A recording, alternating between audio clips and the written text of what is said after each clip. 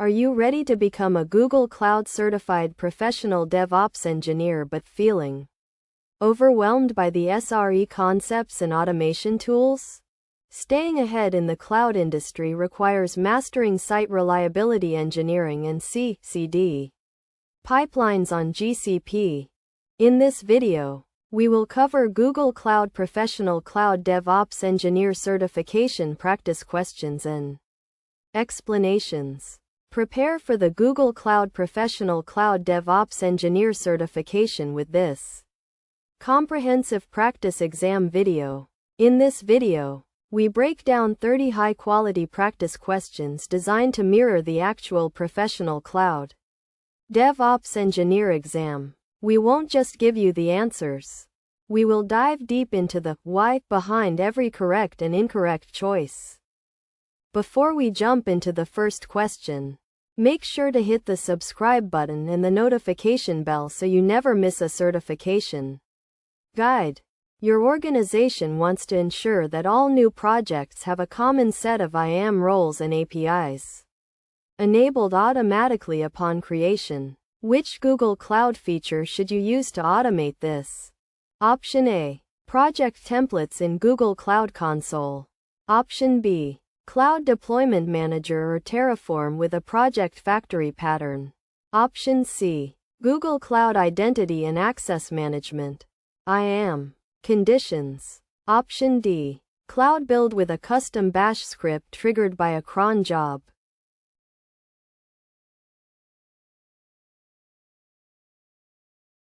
The correct answer is B.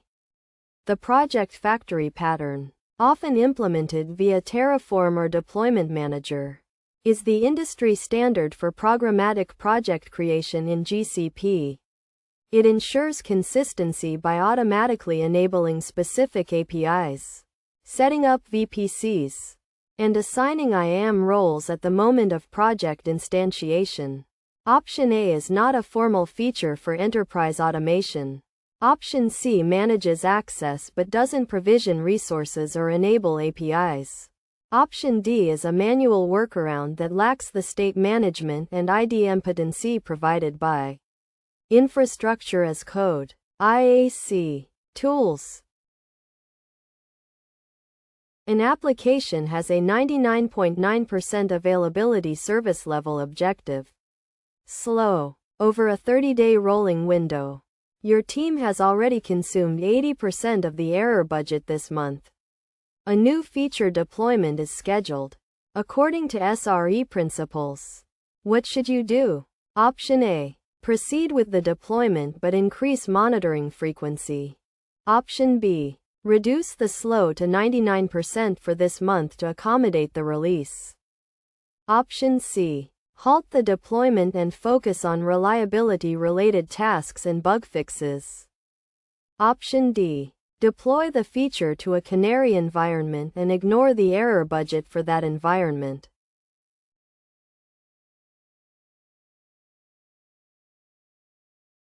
The correct answer is C. The error budget acts as a formal contract between development and operations. When the budget is nearly exhausted, SRE principles dictate that the priority shifts from feature velocity to system reliability. Halting non-critical releases allows the team to focus on stability and toil reduction to ensure the slow is not violated. Adjusting the SLO. Option B. Undermines the reliability culture. Proceeding. Option A. Risks a total slow breach, which would require even more drastic recovery measures later. You are designing a CI/CD pipeline using Cloud Build.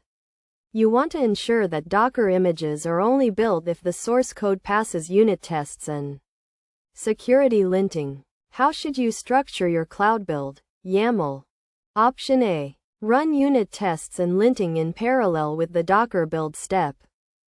Option B. Use sequential steps where the unit test and linting steps appear before the Docker build step. Option C. Create two separate Cloud Build triggers that run independently. Option D. Use Cloud Functions to trigger the Docker build after a manual check.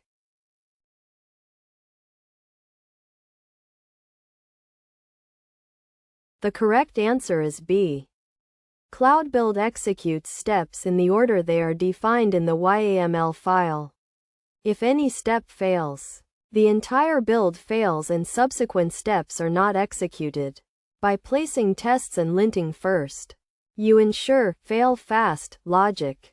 If these steps fail, the Docker build, which consumes more resources and stores an image, will never occur. Parallel execution. Option A would not prevent an image from being built if the test failed simultaneously. Multiple triggers. Option C. Add unnecessary complexity and lack direct dependency management. You need to measure the latency of your application as perceived by your end users. Which metric type in cloud monitoring would be most appropriate? Option A. System-level CPU utilization. Option B. GCLB. Google Cloud Load Balancing. Request_latency_distribution. Option C. Cloud storage bucket size. Option D. Compute engine disk IOPS.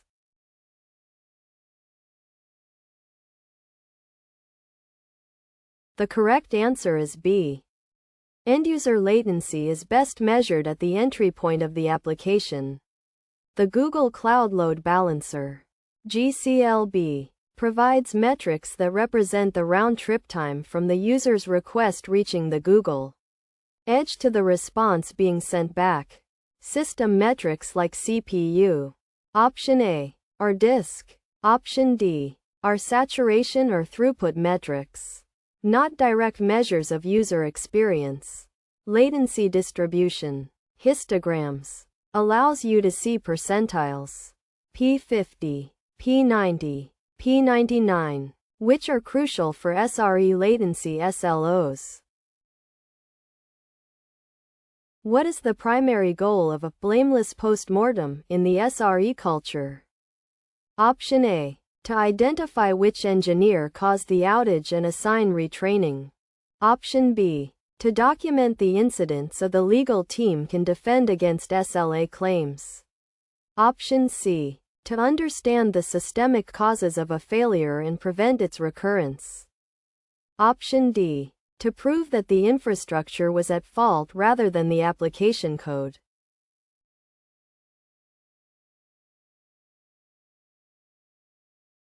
The correct answer is C. A blameless post-mortem focuses on identifying why an incident happened without pointing fingers at individuals. The goal is to find weaknesses in the system, processes, or automated checks. By removing blame, engineers are more likely to be honest about what happened, leading to better preventive actions. Option A is the opposite of blameless. Options B and D focus on liability and deflection rather than continuous improvement. Your GKE application is experiencing intermittent latency spikes. You suspect the issue is related to frequent garbage collection in your Java-based container. Which tools should you use to investigate the internal behavior of the code in production? Option A. Cloud Trace. Option B. Cloud Logging. Option C. Cloud Profiler. Option D. Cloud Debugger.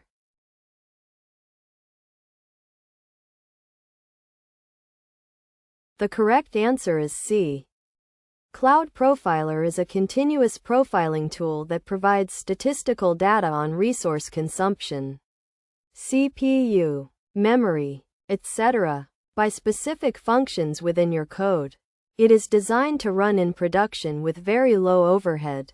Cloud Trace. Option A. Tracks requests across service boundaries but doesn't look inside the heap or GC. Cloud Logging. Option B. Records events but isn't optimized for performance analysis. Cloud Debugger. Option D. Is for inspecting state at a specific line of code without stopping the app. Not for profiling resource usage. You need to export all Google Cloud logs to BigQuery for long-term security analysis and SQL-based querying. What is the most efficient way to achieve this? Option A. Write a custom script to pull logs using the logging API every hour. Option B. Configure a log sync in cloud logging with BigQuery as the destination. Option C. Use cloud functions to read logs from pub, sub and insert them into BigQuery. Option D. Download logs as JSON files and manually upload them to BigQuery.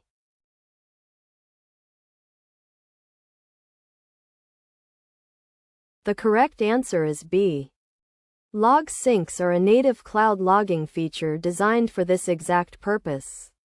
They provide a managed, scalable way to stream logs to BigQuery, cloud storage, or pub, sub in real time. This requires no custom code and minimal configuration. While option C works, it is over-engineered and more expensive than a native sync. Options A and D are manual, non-scalable, and prone to data loss delays. When managing multiple environments, dev, staging, prod, using Terraform, what is the best practice for isolating state files? Option A. Use a single Terraform TF state file for all environments to keep things simple. Option B. Store state files on local laptops and share them via email. Option C. Use Terraform backends, like GCS, with different prefixes or buckets for each environment. Option D. Manually edit the state file after each deployment to point to the new project.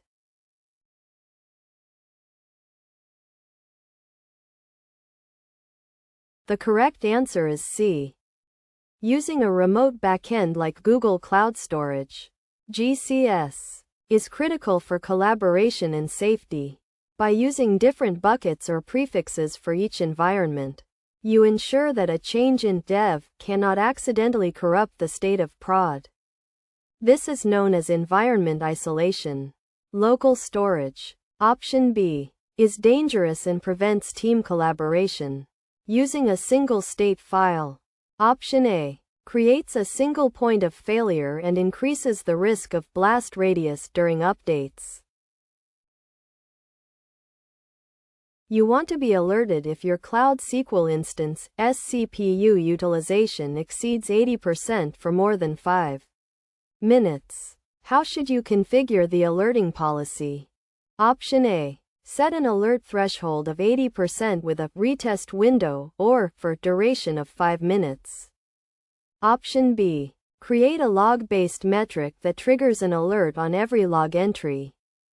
Option C. Use a cloud function to check the CPU every 5 minutes and send an email. Option D. Set a service level indicator, SLI, for CPU and wait for the error budget to drop.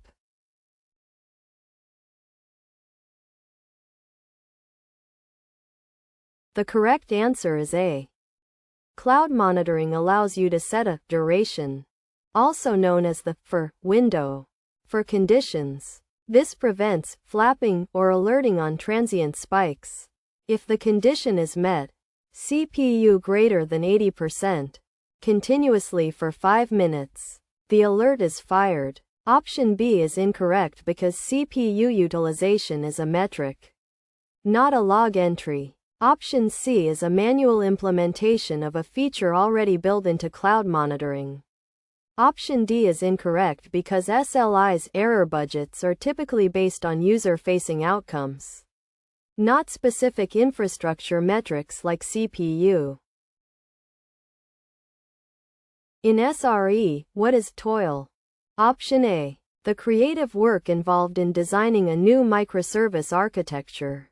Option B. High-value engineering work that improves system reliability long-term. Option C. Repetitive, manual, tactical work that scales linearly with service growth. Option D. The time spent attending meetings and corporate training sessions.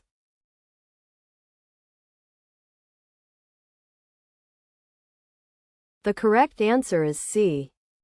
Toil is a specific SRE term for work that is manual, repetitive, automatable, and lacks enduring value. As a service grows, toil increases unless automation is implemented. SREs aim to limit toil, usually to less than 50% of their time, to ensure they have time for project work that improves the system. Option B. Option A is the opposite of toil. It is high-value engineering. You are running a production workload on GKE. You want to ensure that your pods are spread across multiple zones to ensure high availability. During a zonal outage, which Kubernetes feature should you use? Option A. Pod anti-affinity with the topology key. topology.kubernetes.io/zone. Option B. Vertical pod autoscaler. VPA. Option C. Node selectors targeting a specific zone. Option D. Cloud load balancer with session affinity.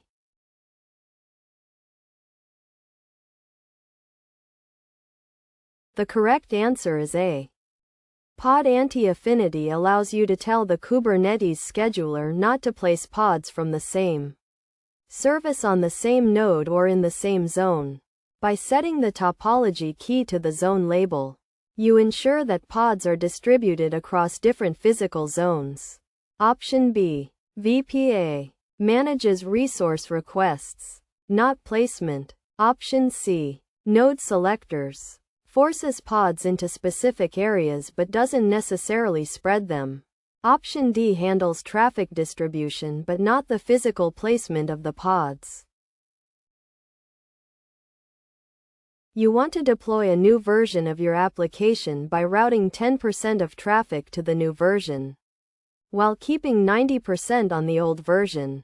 You want to gradually increase the traffic as you gain confidence. Which deployment strategy is this? Option A. Blue-green deployment. Option B. Canary deployment. Option C. Recreate deployment. Option D. Rolling update.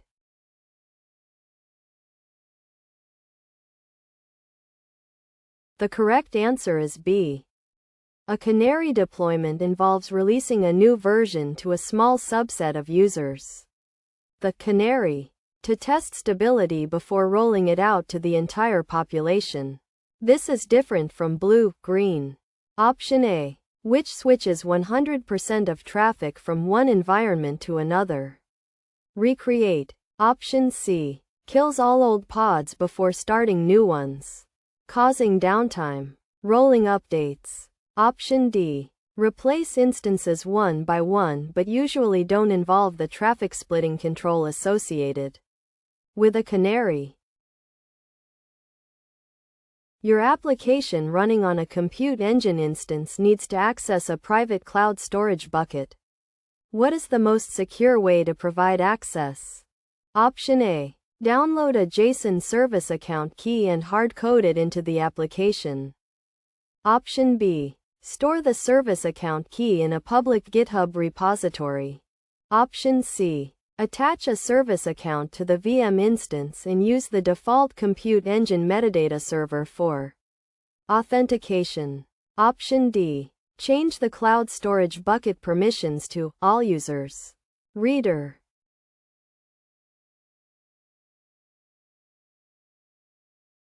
The correct answer is C. Attaching a service account to the VM and using the metadata server is the most secure method, because it avoids the use of long-lived JSON keys. The Google Cloud SDKs automatically fetch temporary tokens from the metadata server. Hardcoding keys. Option A. Is a security risk. Public repositories. Option B. Are a disaster for security. Making a bucket public. Option D. Violates the principle of least privilege. A team defines an SLI as the ratio of successful HTTP 200 responses to total requests. If the SLO is 99.9%, how many failed requests are allowed out of 1 million total requests? Option A, 100 requests. Option B, 1,000 requests. Option C, 10,000 requests. Option D, 10 requests.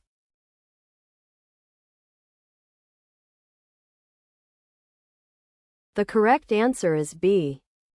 99.9% availability means an error budget of 0.1%.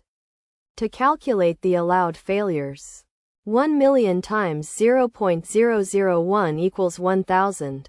Therefore, 1,000 failed requests are permitted before the slow is breached. Understanding these calculations is essential for managing error budgets in an SRE role. You use Cloud Build to create container images. You want to ensure that only images that have been scanned for vulnerabilities and marked as safe are deployed to production GKE clusters. Which GCP service should you use? Option A, Binary Authorization. Option B, Cloud Armor. Option C, Container Registry. Option D, Cloud Key Management Service, KMS.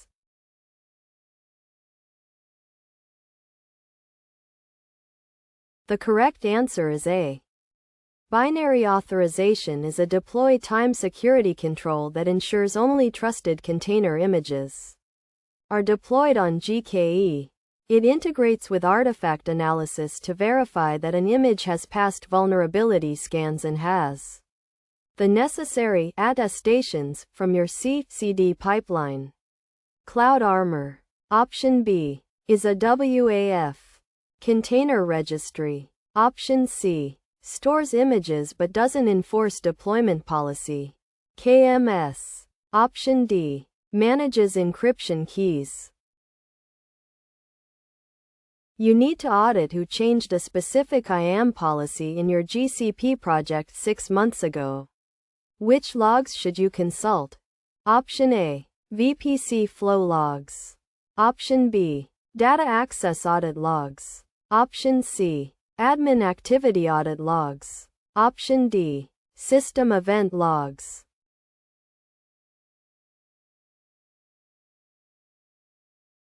The correct answer is C.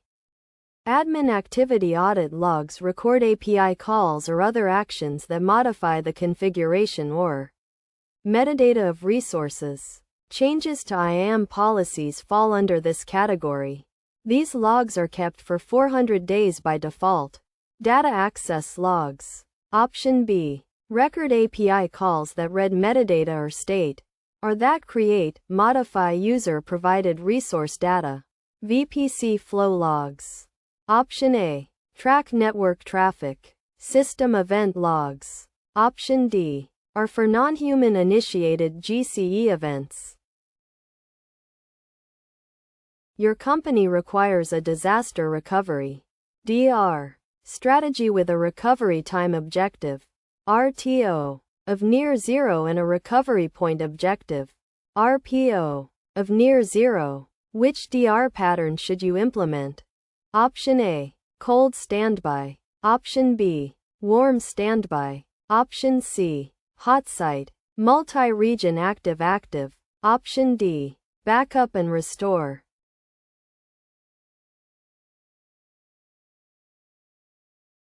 The correct answer is C. An active multi-region setup ensures that traffic is handled by multiple regions simultaneously. If one region fails, the other is already running and handling traffic, providing near zero RTO. Since data is replicated synchronously or near synchronously across regions, RPO is also minimized.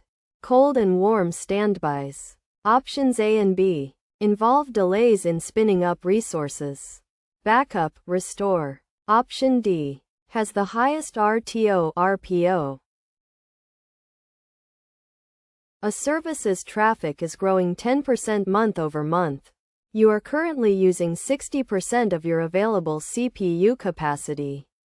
In how many months will you reach 100% capacity if the growth rate remains constant?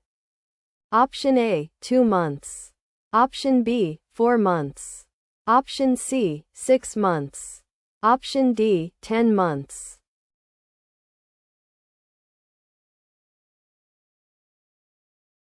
The correct answer is C. This is a capacity planning calculation. Month 1, 60 times 1.1 equals 66. Month 2, 66 times 1.1 equals 72.6. Month 3 to 72.6 times 1.1 equals 79.8. Month 4 to 79.8 times 1.1 equals 87.8. Month 5 to 87.8 times 1.1 equals 96.6. Month 6 to 96.6 times 1.1 equals 106.2. You will exceed 100% in the 6th month.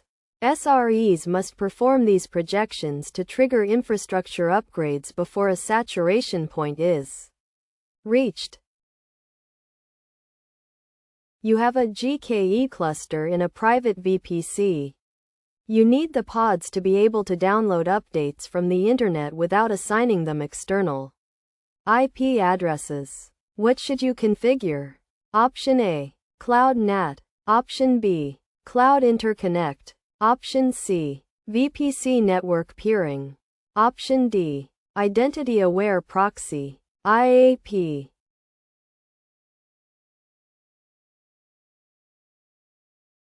The correct answer is A. Cloud NAT, Network Address Translation, allows Google Cloud resources without external IP addresses to create outbound connections to the Internet. This is essential for private GKE nodes to fetch external dependencies. Cloud Interconnect, Option B, is for on-prem connectivity. Peering, Option C, connects two VPCs. IAP, Option D, is for controlling inbound access to applications. You are using Terraform to manage GCP resources. You have manually deleted a cloud storage bucket in the console that was managed by Terraform. What will happen the next time you run Terraform plan? Option A, Terraform will throw an error and stop. Option B, Terraform will show that the bucket needs to be recreated to match the configuration. Option C, Terraform will automatically delete the resource from the code. Option D, Terraform will ignore the missing bucket because it is no longer in the state file.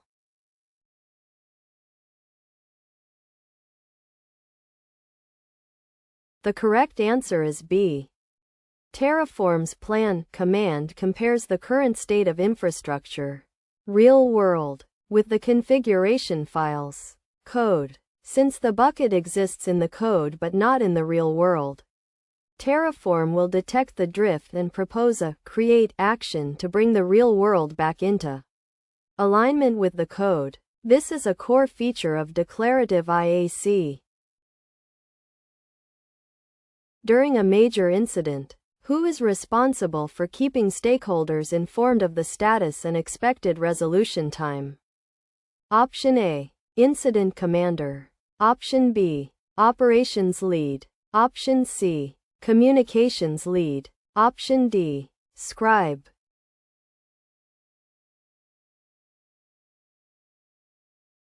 The correct answer is C. In a standard incident response framework, the communications lead is responsible for all external and internal communications, ensuring the technical team, incident commander and ops lead, can focus on solving the problem without being interrupted by management queries. The scribe, option D, documents the timeline for the post-mortem. You want to create a cloud monitoring dashboard that shows the 99th percentile of request latency.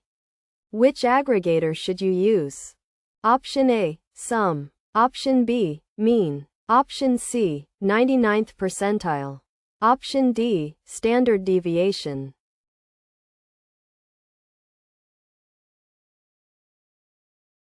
The correct answer is C. To see the experience of your slowest 1% of users, you must use the 99th percentile, P99, aggregator on a distribution metric. Means. Option B, often hide outliers, and sum. Option A, is irrelevant for latency. SREs prioritize percentiles because they provide a much more accurate picture of user dissatisfaction than averages. You want to speed up your cloud build jobs by reusing the layers of a Docker image from a previous build. What should you add to your build steps? Option A. Use the cache from flag in the Docker build step. Option B. Increase the machine type of the cloud build worker. Option C. Disable logging during the build process. Option D. Run all steps in parallel.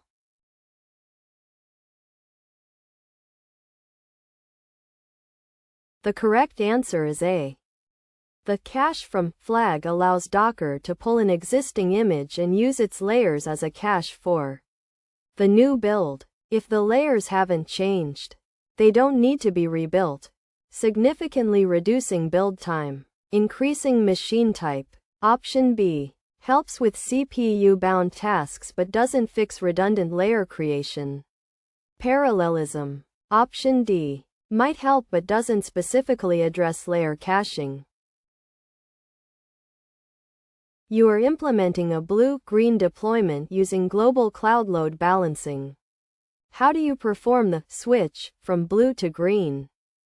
Option A. Rename the instances in the instance group. Option B. Update the URL map or backend service to point to the new green instance group. Option C. Delete the old blue instance group and hope the new one takes over. Option D. Change the DNS record to point to a new load balancer IP.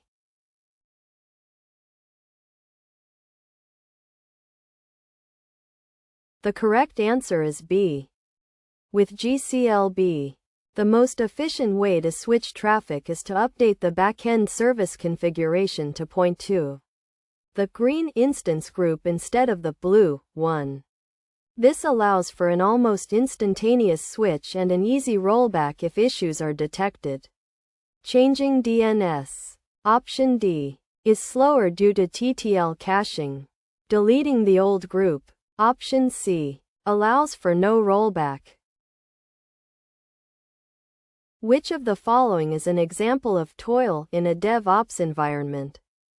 Option A. Writing a Terraform module for a new database standard. Option B. Manually resetting a password for a user every Monday morning. Option C. Conducting a post-mortem after a database failure. Option D. Designing a multi-region failover strategy.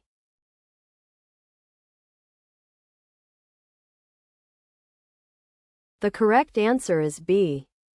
Manually resetting a password is a repetitive, manual task that provides no long-term improvement to the system and scales with the number of users.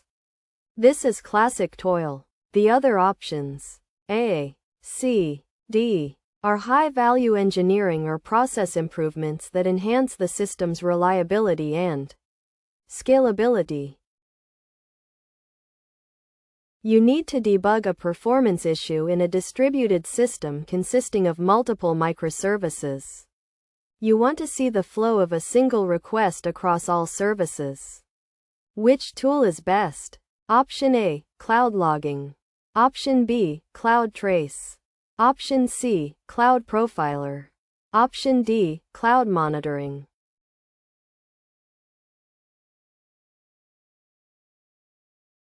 The correct answer is B. Cloud Trace is a distributed tracing system that collects latency data from your applications and displays it in the Google Cloud Console. It allows you to track a single request as it travels through multiple microservices, helping identify which service is the bottleneck. Cloud Logging. Option A. Shows individual events but stitching them together for a single request is difficult without trace. Your GKE cluster is unable to schedule new pods because there are no available nodes with enough resources. However, the existing nodes are underutilized. What is the most likely cause? Option A. The cluster autoscaler is disabled. Option B. The pods have very high resource requests compared to their actual usage. Option C. The pods are missing limit definitions. Option D. The nodes are in a ready state but scheduling disabled.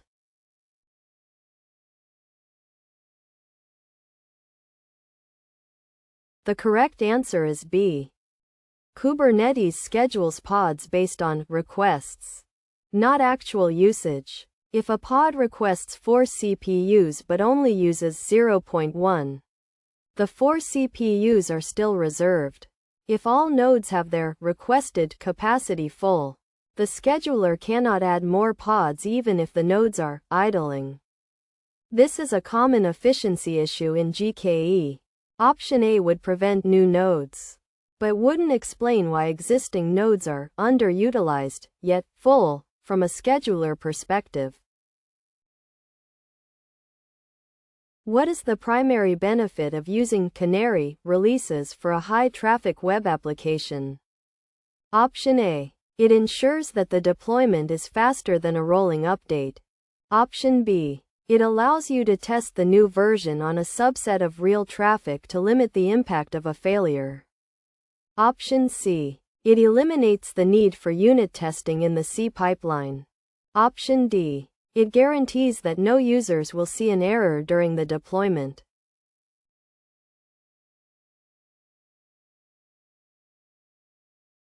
The correct answer is B.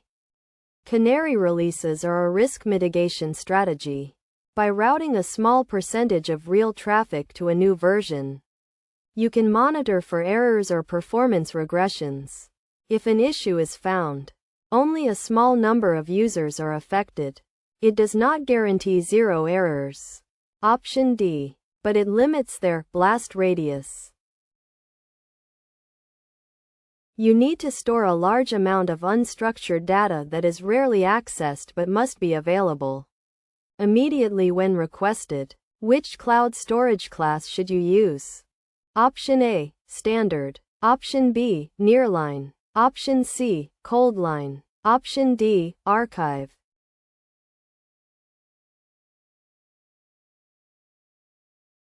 The correct answer is B.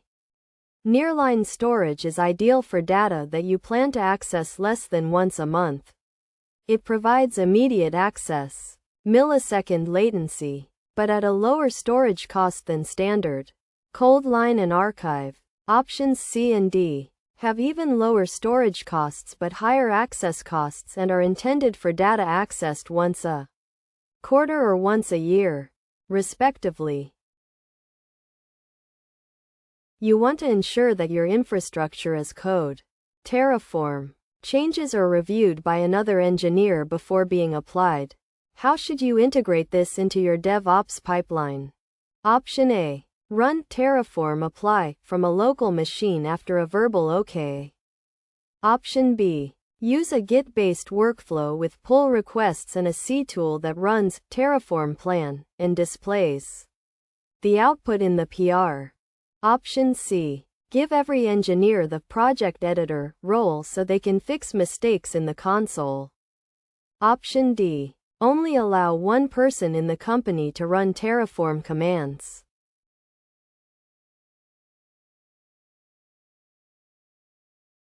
The correct answer is B. The GitOps approach is the best practice. By requiring pull requests, you ensure that code is reviewed. A C tool, like CloudBuild, running Terraform plan, allows the reviewer to see exactly what infrastructure will change before the apply command is executed upon merging. This provides a clear audit trail and prevents accidental changes. That concludes our deep dive into these 30 GCP DevOps practice questions. Remember, the key to passing the Professional Cloud DevOps Engineer exam is not just memorizing services, but understanding the SRE philosophy and how to apply automation in real-world scenarios. If you found this video helpful, please give it a thumbs up and share it with your fellow cloud engineers. For more practice and to get exam ready, Click the link in the description for our comprehensive course. For a full set of exam simulations and updated practice tests, be sure to check the link in the description below.